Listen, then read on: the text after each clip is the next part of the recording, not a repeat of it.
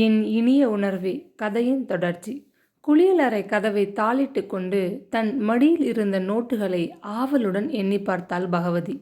ரூபாய் 2000க்கு மேல் இருந்தது. இன்னும் கொஞ்ச நேரம் எடுத்துக்கொண்டிருந்தால் துவாலை மடிப்புகளுக்கிடையேயும் வெள்ளி வெற்றிலைப்பாக்கு பெட்டிக்குள்ளும் கணிசமான தொகை கிடைத்திருக்கும் என்று மனம் ஆதங்கப்பட்டது. மரகதம் பெரும் பணக்காரி. கணவர் மரணமடையும் முன் தமது சொத்துக்களை மனைவி மகன் இருவருக்கும் சமமாக பகிர்ந்து உயில் எழுதி வைத்துவிட்டு போயிருந்தார். பெண்ஜாதி வந்த பின் என்னை கவனிக்காட்டி கூட அக்கறையில்லை. நான் மாலையிட்ட மகராஜன் என்னை தெருவில் நிறுத்திவிட்டு போகல. அள்ளி திங்க சோற்றுக்கு குறையில்லாமல் வச்சிட்டு போயிருக்கார். பகவதி அங்கே வந்தபோதெல்லாம் மரகதம் பெருமை எடுத்து கொண்டது உண்டு. அந்த வயதிலும் விதவையான நிலையிலும் கோயில்களுக்கு டாம்பிகமாக உடுத்திக்கொண்டு தன் நகைகளை அள்ளி போட்டு கொண்டுதான் போவாள். பகவதிக்கு மரகதத்தைக் கண்டு எப்பொழுதும் உள்ளூர பொறாமை. கடைக்கு புறப்பட்டால் 100 ரூபாய் நோட்டுகளை அசட்டையாக தன் கைப்பையிலிருந்து உருவி எடுத்து அவள் கடைக்காரரிடம் நீட்டுவதைக் கண்டு பகவதிக்கு வயிற்றெரிச்சல். பணத்தில் புரண்டு கொண்டிருந்தவள் இப்பொழுது நோயாளியாக படுக்கையில் புரண்டு கொண்டிருக்கிறாள் என்றவரை ஒரு குரூரமான ஆனந்தம். மரகதமே அழைத்து உறவு கொண்டாடி சீராட்டி கொண்டிருக்கும்போது இந்த வாய்ப்பை நழுவ விடலாமா? இந்த பாவி பெண் சாம்பவிக்கு பாம்பு கண். அவள் செய்த காரியத்தை பார்த்து விட்டால் கேட்டும் விட்டாளே. பார்த்திபனிடம் சொல்லி தன்னை அவமானப்படுத்தும் முன் அவள் முந்திக் கொண்டு விட வேண்டும். முகத்தை கழுவிக்கொண்டு பகவதி மெல்ல வெளியே வந்தாள். மரகதம் உறக்கத்தில் நின்று விழித்து கொண்டு படுக்கை மீது மெல்ல நிமிர்ந்து உட்கார்ந்து கொண்டாள். என்ன மரகதம், உன்னை தனியா விட்டுட்டு சாம்பவி என்ன செய்கிறாள்? தாகத்திற்கு சாப்பிட கொஞ்சம் பால் சூடா எடுத்து வரட்டுமா? பரிவுடன் கேட்டாள்.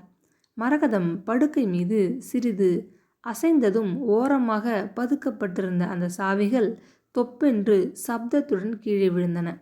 அட, உன் இரும்பு பீரோ சாவிகள், இவைகளை இப்படி அலட்சியமாக கீழே நழுவ விட்டுட்டியே. யார் கையிலாவது அகப்பட்டால் மிகவும் கவலையுடன் கேட்டாள். அவைகளை எடுத்து தலையணை அடியில் வைத்துவிட்டு மரகதத்தின் படுக்கையில் காலோரத்தில் உட்கார்ந்து கொண்டாள். கொஞ்சம் கால்களை பிடிச்சு விடுறேன் என்று மரகதத்தின் கால்களை தொட்டவள் தேல் கொட்டியது போல நகர்ந்து கொண்டாள். அடப்பாவமே, கணுக்கால் கிட்ட தண்ணி கட்டிக்கிட்டு இருக்கே. டாக்டர் வர்றப்போ நீ கேட்டிருக்கப்படாதோ? வருகிற மனுஷன் நின்று நிதானிச்சு பார்த்து மருந்து கொடுக்கணும். அது 5 நிமிஷத்தில் வேலையை முடிச்சுட்டு உன் மருமகளோடு சாப்பாட்டறையில் நின்றுக்கிட்டு கதை பேசுகிறார். வயசில் பெரியவர் தான், இருந்தாலும் இந்த காலத்தில் யாரையும் நம்பக்கூடாது. இந்த வீட்டுக்கு வர ஆம்பளைகள் எல்லோரும் அவகிட்ட நின்று பல்ல காட்டுறான்கள். அது அவங்க தவறில்லை.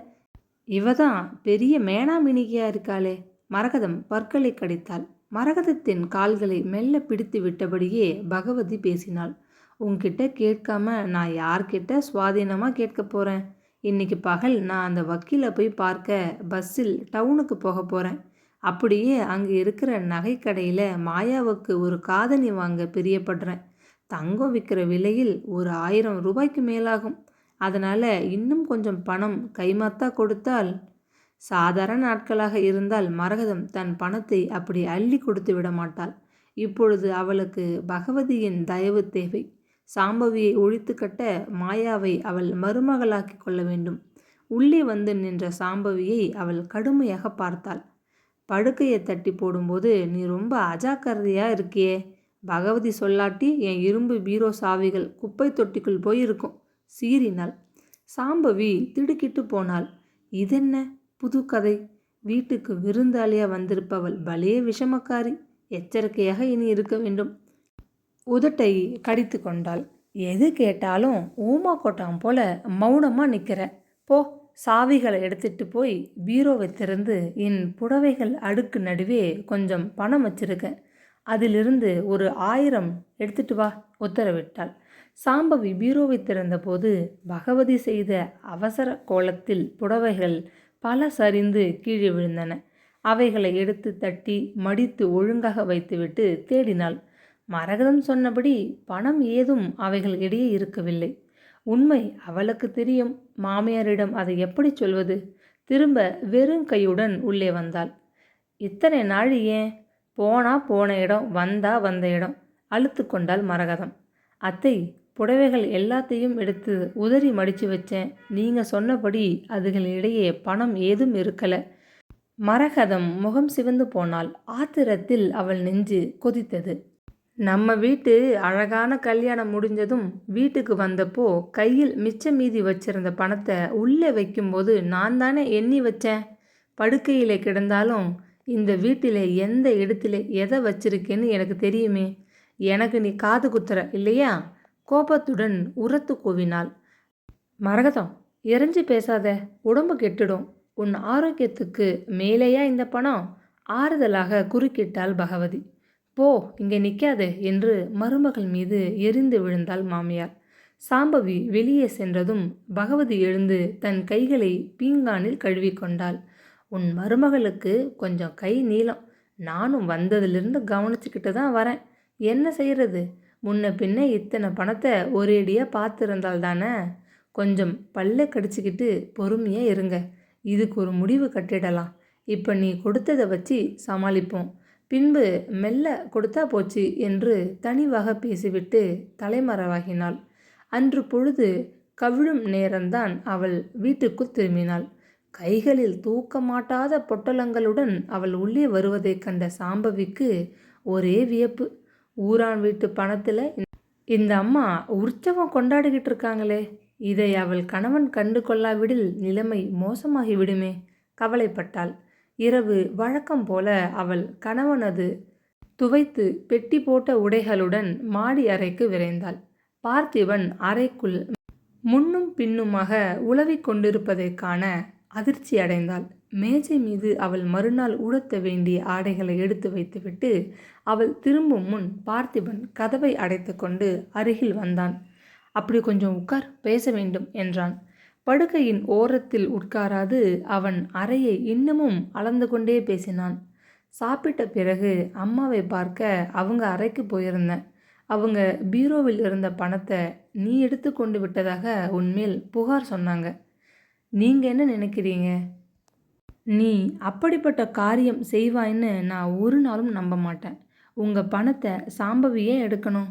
அவள் என் மனைவி, அள்ளி கொடுக்க நான் இருக்கிறேன். இதுவரை அவள் தன் செலவுக்குன்னு 10 பைசா கூட என்கிட்ட கேட்டதில்லை.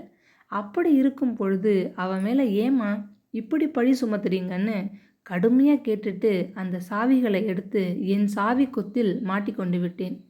அத்தை என்ன சொன்னாங்க? பெத்தவ பேச்சை மதிக்க மாட்டேங்கிறியேன்னு கொஞ்சம் கோபிச்சு கொண்டாங்க. பெத்த தாய் நோயாளியாக இருக்காங்கன்னு அவங்க கோபதாபமெல்லாம் பொறுத்துக்கணும். அவங்க பேச்சுக்கு மதிப்பு தரணும்னு நானும் சில மாதமாக பாடுபடுறேன். அம்மா அதை போல் என் உணவுகளுக்கும் நீங்கள் மதிப்பு தரணும் இல்லையா?